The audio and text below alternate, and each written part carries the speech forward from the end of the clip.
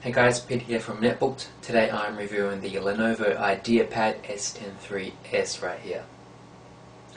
Now this hasn't been released widely yet. It's available in a few Asian countries.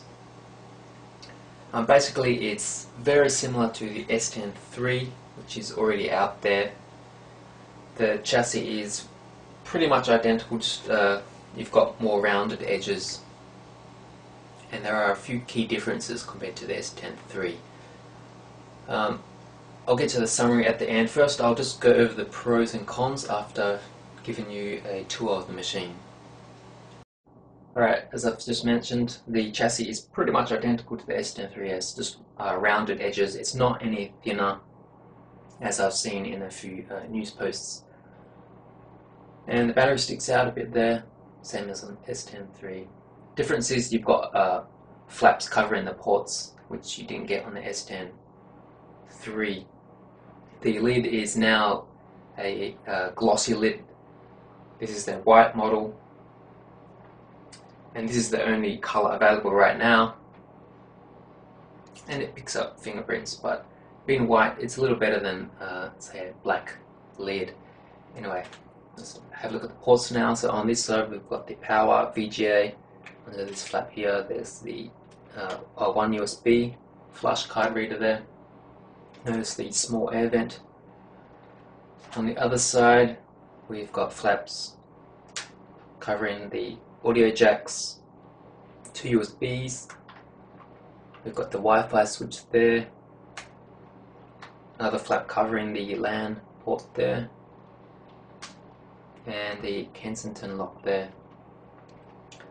On the back, if we take a look, take the battery out, we can see a SIM card slot here, and you can lift this flap up to access that.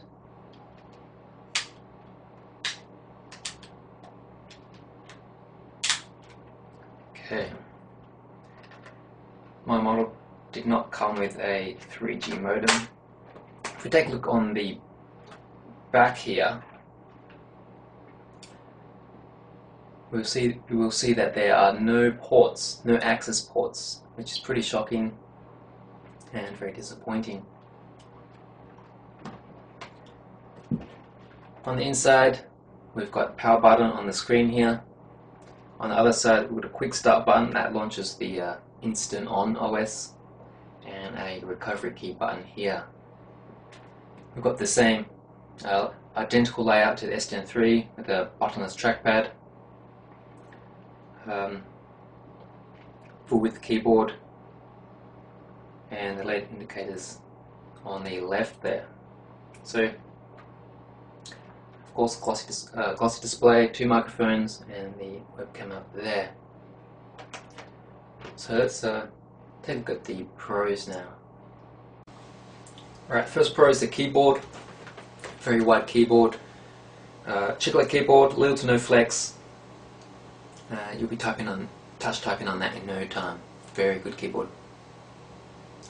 Just need to be aware that there's no F12 key. You have to do Shift F12, no Function F12, and the control and function keys are switched around. But since the control key is pretty big, you won't have to worry. It's not that big of a deal. Next is the display, bright display. One of the main features of this S10-3s is actually the high resolution 1280 by 720 resolution display, but my model comes with the standard 1024 by 600 display, so I cannot show you that. Next is the sound quality. Excellent sound quality. You've got Dolby headphone. When you listen through headphones to increase the audio quality, and the speakers, which are located across the bottom here, are very good as well. As far as netbook quality goes, some of the best I've heard recently. Okay, and that's pretty much the pros. It's time to take a look at the cons now. First con would be the trackpad. It's a little cramped vertically, and the buttonless situation, it's a bit means it's a bit hard to use. Using two hands, it can be a bit difficult to use. Sometimes I noticed that the right hand button didn't register clicks on a couple of occasions, so it's not as nice as some other trackpads. Next, if we take a look on the back here, as I've shown you before, complete lack of any sort of access panel, so you cannot upgrade this. You cannot put in RAM or swap the hard drive unless you completely disassemble that, which I won't be doing. Then next, while this has an Atom 470 processor which runs at 1.83 GHz, there's just no actual speed benefit. You won't notice any kind of speed increase at all, and it doesn't help improve HD playback or whatever. I've done benchmarks which show there's basically no difference at all, and no discernible difference. The only difference is you have to pay more, and Intel gets more profit out of these processors, which is probably the point of the processor. Next, it gets extremely warm. I don't have the temperatures, but it's one of the hottest netbooks that I've used.